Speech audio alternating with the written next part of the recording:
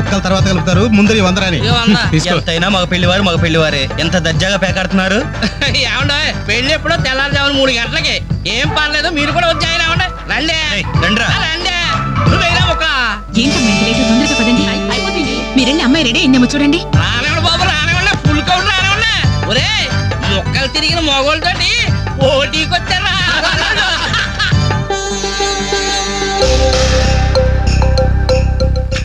ఇప్పుడు కూడా షోలానే షో. చెప్పత్రా మావ, తీయండి బాబు, తీయండి.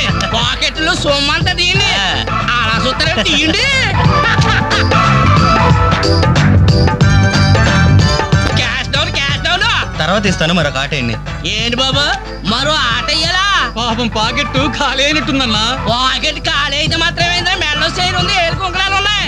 పట్టుకోడు తీసి ఆడమంటే సిగ్గుపడాలి కానీ మెడలో చైన్ తీసి ఆడడానికి తీయబడి తీయే అలా చూస్తామని తీయే. ప్యాకే.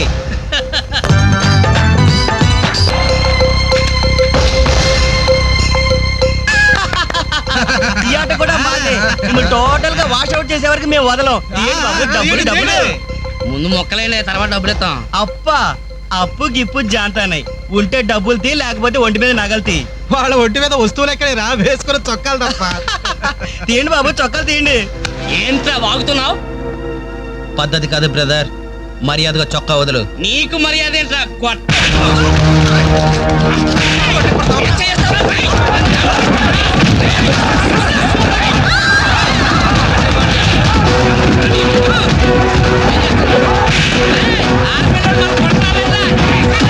ఏమైంది? పెళ్లి కూతురు అన్న ఫ్రెండ్స్ మన వాళ్ళందరూ కొడుతున్నారా?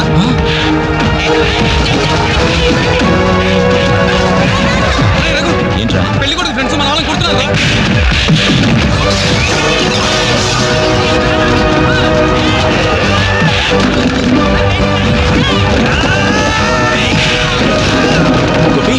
గోపి, ఇందులో మన తప్పేం లేదుగా? మన తప్పేం లేదురా, ముందు వాళ్ళే చేసుకున్నారు. ప్రామిస్ రా.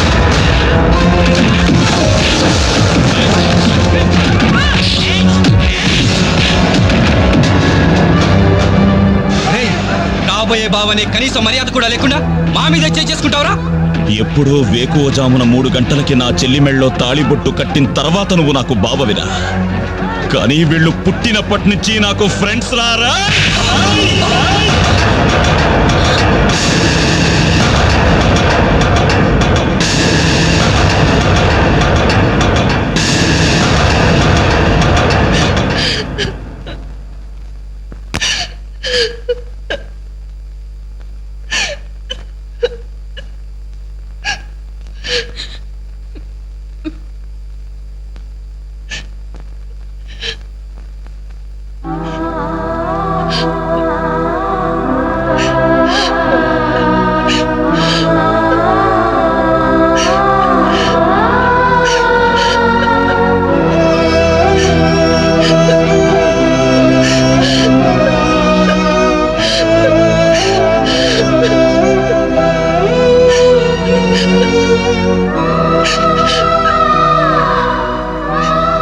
ఎప్పుడు వాడి ఇంట్లో లేడని ఏడ్చేవాళ్ళు.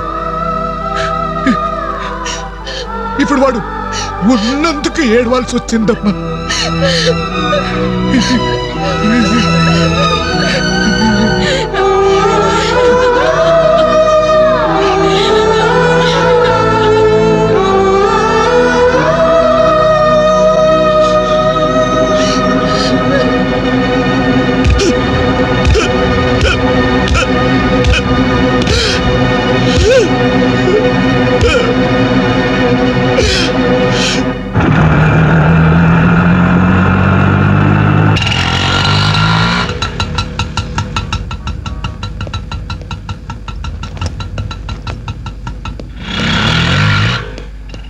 చిత్ర, నేను రఘుని కలవాలి.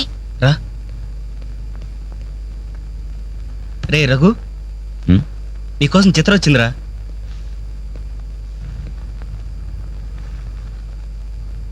చిత్ర, ఏమిటిది?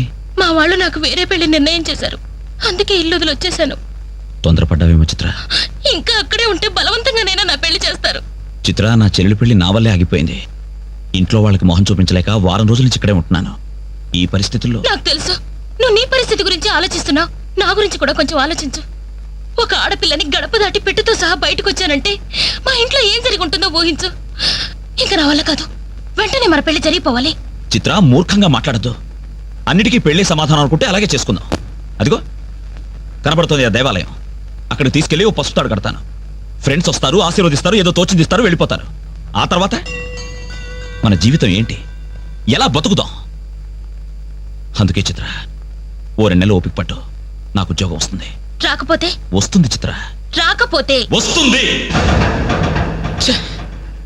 నన్నెవ్వరూ అర్థం చేసుకోరు. ఇంటికెళ్తే మా నాన్న నన్ను అర్థం చేసుకోడు, బయటికెళ్తే చుట్టుపక్కల వాళ్ళు అర్థం చేసుకోరు.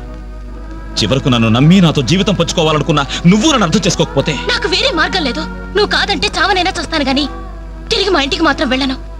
సరే, ఇప్పుడు నన్ను ఏం చేయమంటావు చెప్పు. ఏమండి, రఘు ఇంటికి వచ్చి వారం రోజులు అవుతుందండి. అయితే నాన్న, ఈరోజు అన్నయ్య పుట్టినరోజు నాన్న. ఏం చేయమంటారు నన్ను? కేక్ కట్ చేసి ఫంక్షన్ పెట్టమంటారా? ఏమే, వాడు పుట్టినరోజని ఇదిగో 10 రోజుల క్రితమే బట్టలు కొన్నాను. తండ్రినే, కానీ వాడు చేసిందేంటి? ఈ రోజు బజార్కి వెళ్తే ప్రతి వాడు ఏమండి మీ అమ్మాయి పెళ్లి ఆగిపోయిందట్టు కదా, దానికి కారణం మీ అబ్బాయినట్టే కదా అంటుంటే తల ఎక్కడ పెట్టుకోవాలని తెలియక చస్తున్నాను. ఇదిగో నేను లేనప్పుడైనా సరే వాడిని గాని ఈ గడపలు అడుగు పెట్టనిచ్చావో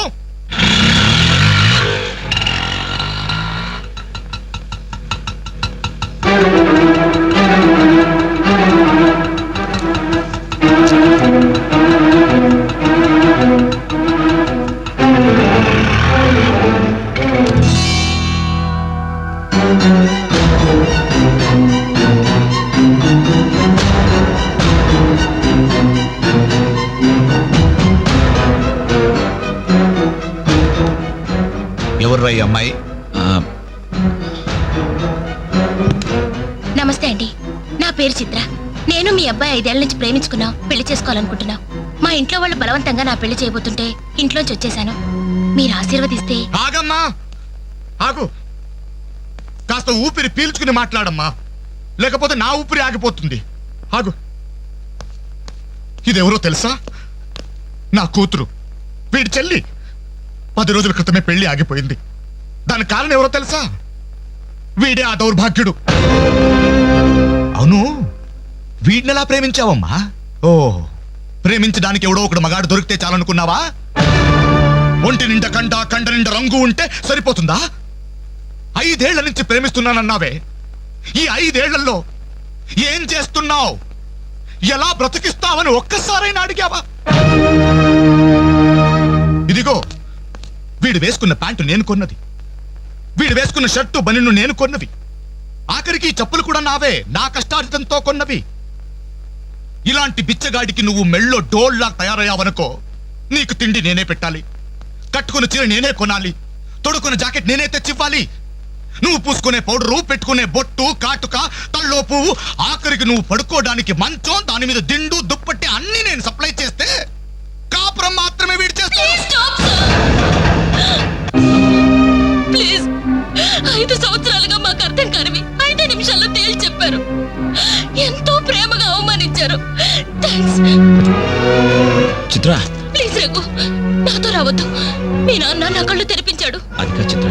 సారీ సార్, మీరు మీ ఉద్యోగాన్ని వెతుక్కోండి, నేను నా జీవితాన్ని వెతుక్కుంటాను. చిత్ర,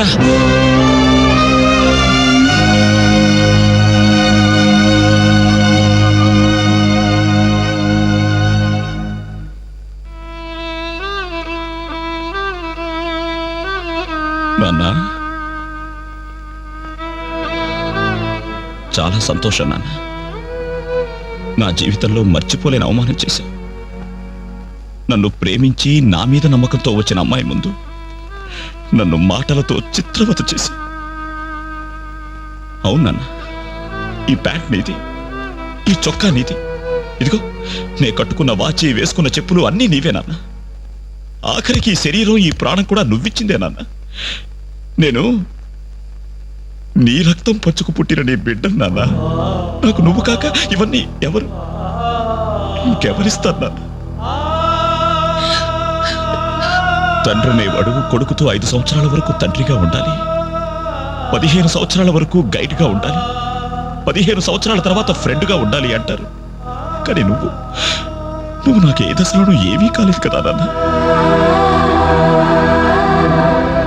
పైగా 25 సంవత్సరాలు కష్టపడి పోషించిన కొడుకు వ్యక్తిత్వాన్ని ఒక అమ్మాయి ముందు చంపేశా. నా పుట్టినరోజు నాడు నాకు గొప్ప బహుమానం ఇచ్చావు నాన్న, జన్మ జన్మలకి మర్చిపోలేని బహుమానం. నా పుట్టినరోజు నాడే నిన్ను చంపేశావు నాన్న, చంపేశావు.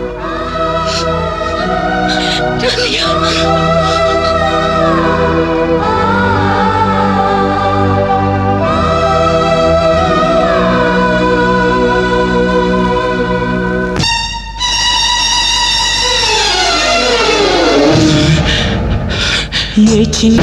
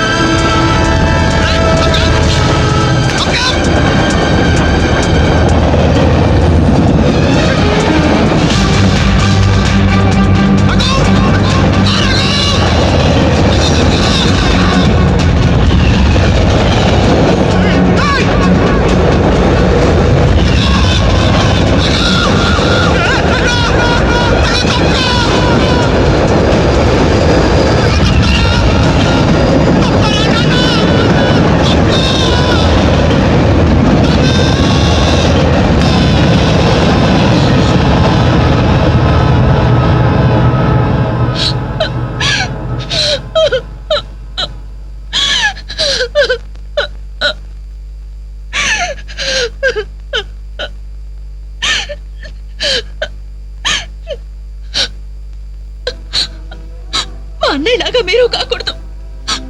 మీకు మంచి భవిష్యత్తు ఉంది, మీలో మీకే తెలియని టాలెంట్ ఉంది, మిమ్మల్ని మీరు నిలబెట్టుకునే శక్తి ఉంది, ఏదైనా సాధించగల సమర్థత ఉంది. మీలో ఉన్న శక్తి సామర్థ్యాలు మొండి గోడల మీద కూర్చోడానికో ఆడపిల్లలు అలర్ట్ చేయడానికో పరిమితం కాకూడదు. మీలో ఉన్న ప్రతిభను మీరు గుర్తించాలి. మీ జీవితం మీద మీకు నమ్మకం, ఆశ కలగాలి. అందుకే మిమ్మల్ని ప్రేమించాలని చెప్పాను. కాదంటే ఏ అఘాయిత్యం చేసుకుంటారనని భయంతోనే అబద్ధం చెప్పాను. నా వల్ల, నా ప్రేమ వల్ల మీరు ప్రయోజకులుగా మారాలని ఆశపడ్డాను. ఇదేనా నేను చేసిన నేరం? ఇదేనా నేను మీకు చేసిన ద్రోహం? చెప్పండి, చెప్పండి. సమాధానం చెప్పండి రా. చెప్పండి. నలుగురు కుర్రాళ్ళతో ఐ లవ్ యూ చెప్తాను నాన్న కూతురు అడిగితే అలాగే చెప్పమ్మా అని బుద్ధున్న ఏ తండ్రి అనడు. కానీ నేనన్నాను. ఎందుకో తెలుసా? కొడుకు పోతే కన్నవాళ్ళు అనుభవించే చిత్రవద ఎలా ఉంటుందో నాకు తెలుసురా. అదే కడుపు కోత మీ కన్న వాళ్ళు అనుభవించకూడదు. రే, ఒక అమ్మాయిని ప్రేమించడానికి ముందు మిమ్మల్ని కని పెంచి పోషించి చదువు చెప్పించి మీరు ప్రయోజకులు కావాలని ఆశపడే మీ అమ్మ నాన్నలకు మీ ప్రేమను పంచండి రా. ఇప్పుడు లైఫ్ ఎంజాయ్ చేస్తుంటే బాగానే ఉంటుంది, కానీ రేపు 30-35 సంవత్సరాలు అయ్యాక అప్పుడు తెలుస్తుందా జీవితం విలువేంటో అని. రే, గడియారంలోని ముళ్ళుని వెనక్కి తిప్పగలం గాని గడిచిపోయిన నిమిషాల్ని వెనక్కి తీసుకురాలేవరా. మీ జీవితాలు మొండి గోడల మధ్య సమాధి కాకూడదు, అశాంతితో ఆత్మహత్యలు చేసుకోకూడదు, అయోమయంలో పిచ్చి వాళ్ళుగానో అప్రయోజకులుగానో అసమర్థులుగానో మారకూడదు. యూత్ బాగుండాలి. ఇప్పటి కుర్రాళ్ళు కంప్యూటర్స్ తో పోటీ పడుతున్నారా? మీలాంటి కుర్రాళ్ళే పుల్లెల గోపీచంద్, విశ్వనాథ్ ఆనంద్, సచిన్ టెండూల్కర్ అలా కారణాలు మీకు. బాగుండాలి మీరు. Youth our future. బాగుండాలి, బాగుండాలి.